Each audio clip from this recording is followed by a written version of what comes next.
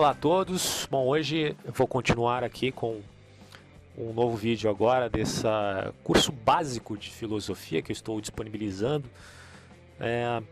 para auxiliar assim, a nós, para que nós tenhamos uma visão mais panorâmica a respeito dos filósofos antigos e dos filósofos modernos e contemporâneos também. Hoje a gente vai falar sobre Anaximandro. Lembrem que no primeiro vídeo nós falamos de Tales de Mileto. Nós vamos falar também agora do seu discípulo Anaximandro, que obviamente também era de Mileto. Ele era da escola jônica. A escola jônica, como o próprio nome diz, ela é centrada na cidade de Mileto, na região da Jônia. A região da Jônia, que era aí, no caso, banhada, né, pelo mar Egeu. Ao contrário do que muita gente pensa, que seria banhado pelo mar Jônico propriamente, mas não é o caso. Uma das obras assim, muito conhecidas do Anaximandro foi uma obra chamada Sobre a Natureza. Na verdade, as obras de Anaximandro foram perdidas. O que nós temos hoje são só alguns poucos fragmentos que são guardados aí em alguns museus e tal, que você pode pesquisar mais a fundo. A ideia, como eu já disse, a ideia desse vídeo aqui não é a gente fazer alguma coisa muito profunda, tá? Até por causa do tempo, né? Eu quero fazer vídeos curtos, porque no final das contas, fazendo um vídeo muito longo, a gente sabe que o pessoal não costuma, né, ouvir. Então, eu vou tentar fazer uma coisa mais sintetizada aqui, ok? Bom, inicialmente eu vou definir para vocês aqui o termo que eu não defini no vídeo anterior, que foi sobre Tales de Mileto, que é o termo física, né? Por quê? Porque esses filósofos pré-socráticos, eles são conhecidos justamente por isso, por serem filósofos das físicas. Então eu fiz uma pequena pesquisa aqui da raiz etimológica da palavra física, com o auxílio de alguns sites, e eu fiquei contente assim com a descrição. Acho que me saciou a curiosidade também. Eu já tinha obviamente a ideia de que física significa natureza, mas aqui nos trouxe uma concepção mais sofisticada.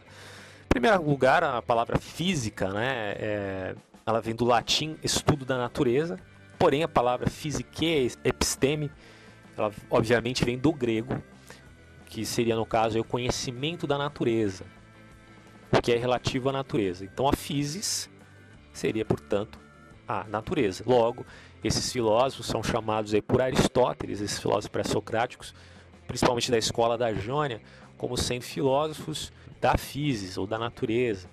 Agora é importante a gente deixar claro um ponto aqui, que esses filósofos eles discordaram muito entre si, né? E nós vamos ver hoje, por exemplo, que o próprio Anaximandro ele discorda em muitos, não tudo, o ponto central na verdade Anaximandro mantém, que é aquela concepção monista de que tudo advém de uma coisa só. Então esse pensamento se mantém em Anaximandro como sendo, portanto, discípulo de Tales de Mileto que determinou essa hipótese, essa ideia. Agora ele modifica esse pensamento e eu acredito que Anaximandro ele foi de certa forma mais feliz do que o próprio Tales de Mileto nas suas interpretações, que obviamente tinham as limitações da própria época, porque eles trabalhavam na verdade apenas com o pensamento, com abstrações, ideias, e não necessariamente com uma pesquisa apurada e com o empirismo, a técnica empirista propriamente dita. Bom, tendo em vista então que eles eram filósofos da physis e que eles se preocupavam em entender e conhecer a natureza de todas as coisas, quer dizer, eles perguntavam por quê. Eles não se perguntavam exatamente por que tudo existe, mas de onde veio tudo isso que existe. Porque inicialmente a luz que veio a esses filósofos foi a ideia de, não necessariamente de refutar, né, o pensamento místico e religioso de sua época, até mesmo porque nós sabemos que existiu influência de várias religiões da época, tanto das religiões oficiais quanto das religiões ocultas, como era o próprio orfismo, que é uma religião muito antiga e que influenciou muito desses filósofos pré-socráticos. Então, inicialmente, o que nós podemos dizer sobre Anaximandro é o seguinte: para ele, a natureza era uma coisa assim muito dinâmica, porque na verdade ele foi um filósofo que assim, a gente pode dizer que mais se aproximou dos conceitos que nós temos hoje no mundo moderno, na própria física mesmo. Por exemplo, o conceito do Big Bang, nós vamos ver que Anaximandro tinha uma teoria que se aproximava, vamos dizer assim, com todas as suas limitações, à ideia de uma expansão do universo. Nós temos também no Anaximandro a perspectiva de que o planeta, no caso o mundo, né, ou o planeta Terra, ele tinha uma forma cilíndrica, mas que era suspensa no ar e mantinha o equilíbrio por causa das forças opostas. Essa ideia que ele mantém se aproxima também, né, de uma certa concepção vinculada à gravidade, que nós só vamos obter muito posteriormente. E ele também atribui a ideia de que a vida teria surgido da água, né, de seres primitivos. E, bom, não precisa nem dizer que isso também é muito parecido com as teorias modernas que nós temos em relação à concepção evolucionista de Charles Darwin.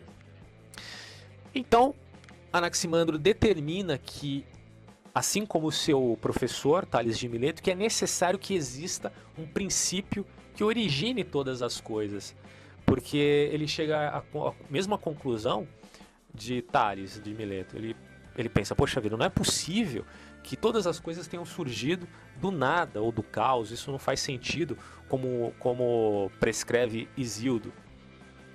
O que nós podemos entender de fato é que alguma coisa fez surgir tudo, porque o todo não pode surgir do nada. Então essa luz que veio aos pré-socráticos fizeram com que eles se desdobrassem para descobrir qual era o elemento principal e necessário para que todas as coisas então viessem a existir. Eu não sei se vocês lembram, no outro vídeo que eu fiz, eu mencionei o famoso Empédocles, né, que propõe a ideia básica do cosmos como resumido em 4 elementos, que seria terra, água, ar e fogo, e que Tales de Mileto, até antes mesmo de Empédocles, teriam determinado que a água seria o princípio que origina todas as coisas. Anaximandro chama isso de arquê, que é justamente o que tem por significado o princípio. É óbvio que a palavra arquê, em grego, tem um significado muito mais amplo, né? Que dá a ideia também de comando, de poder, é algo mais ou menos assim. E nesse sentido, ele concorda totalmente com Tales. É necessário que haja um princípio. Só que ele percebe que a água não pode fazer parte desse princípio que origina todas as coisas, porque embora, como Tales disse, a água é essencial, ela é capaz de mover-se, ela é capaz de mudar, porém ela ainda assim ela faz parte dos elementos que compõem a natureza. Portanto, ela também deve ter sido formada por outra coisa que deve estar acima dos 4 elementos que resumem, de certa forma, toda a natureza. Então, Anaximandro determina que o elemento principal, que na verdade é um elemento que está acima da própria natureza, seria o ápeiron. O ápeiron significa aquilo que é ilimitado, de certa forma, é eterno e não tem começo nem fim. O ápeiron, o A do ápeiron, significa algo negativo, onde ele determina sua superioridade sobre aquilo que é perecível, ou seja, as coisas que vieram dele mesmo. Então o ápeiron ele não compõe nenhum elemento físico e ele é a fonte total de energia, sempre em movimento, justamente através do movimento, ele garante a transformação e a unidade do cosmos propriamente dito. Então é algo que está além dos 4 elementos de todas as coisas, porque na verdade é aquilo que traz à luz o universo. E daí advém aquela perspectiva de que o ápeiron se assemelha muito com o universo do Big Bang comprimido, né, em termos de singularidade, até que ocorre então não necessariamente uma grande explosão, mas uma grande expansão da interação de todas as partículas, a formação e conglomerado de átomos. Então, em termos gerais, para o Anaximandro, tudo que tem início tem também um fim. Só que o ápeiron não teve início e não teve fim nenhum, porque ele é que traz à tona todos os universos que existem. Daí advém a concepção de que existem vários, ou existiram vários universos, que traz a cume também aquela concepção moderna dos multiversos, que obviamente com muito mais sofisticação do que teria naturalmente próprio Anaximandro. Então, para esse filósofo grego, o universo ele passa a existir na medida em que os elementos antagônicos são subitamente meio que divididos, né? Por causa da tentativa e da disputa entre si, porque nós sabemos que na perspectiva dele existia aquela concepção da dualidade do mundo, da disputa que existe entre forças antagônicas, o bem e o mal, o frio e o quente, o forte e o fraco, o pequeno e o grande, etc, etc. E é daqui que advém aquela comparação que fazem, né, dessa teoria dos opostos de Anaximandro com a ideia da teoria do vácuo, por exemplo, em termos físicos, né, onde existem partículas e antipartículas que, nesse caso, se encontram e se exterminam uma a outra. É claro que para Anaximandro nós sabemos que as propriedades eram muito bem determinadas, bem diferente do conceito moderno. Outra coisa é que Anaximandro ele fez um mapa, né, do mundo conhecido, né, na sua perspectiva, e também do universo, onde ele determina que existe um anel de fogo que está sobre um outro anel que seria opaco e escuro. Eu tenho até a foto aí, vocês podem ver. E esse anel opaco escuro, ele teria dois orifícios, né? Um que seria o orifício que determinaria a ação do Sol e o orifício que determinaria a luz da Lua. Na verdade, essas luzes eram vinculadas ao anel que estaria sobreposto sobre o anel opaco, que seria o anel de fogo. E a Terra, portanto, nesse sentido, teria que necessariamente ser como uma espécie de cilindro, ok?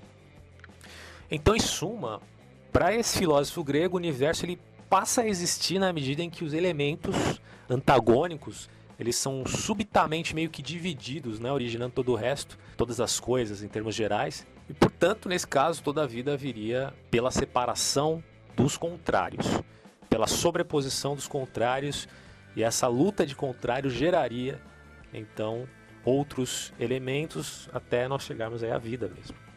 Aliás, é importante notar também que na perspectiva dele existia uma certa penitência àquilo que estivesse separado do arquê, né, do princípio. Porque ele dizia, tudo que é quente um dia vai esfriar, tudo que nasce um dia teria que, obviamente, vai morrer. Então, o fogo, por exemplo, pode ser combatido com água, e o contrário disso também é verdade. A água pode combater o fogo e no final das contas eles deixam de existir. Isso porque o universo para o Anaximandro ele era provavelmente eterno na perspectiva de que existiram vários universos, né? Como eu tinha dito, ele acreditava que teria existido um número infinito de mundos antes do nosso. E aí, após a sua existência, eles teriam se dissolvido na matéria primordial perpétua, que aí no caso é o Áperon, e posteriormente outros mundos tornaram a nascer, né, com essa base. Bom, não vai dar para falar muito aqui, o vídeo já ficou muito grande, a respeito do orfismo. O que eu vou deixar para falar com mais assiduidade no vídeo sobre Pitágoras, né, que pelas minhas contas aqui seria o próximo que eu vou fazer, tá? É isso aí, galera. Agradeço a todos que ouviram, um grande abraço e até o próximo vídeo. Tchau!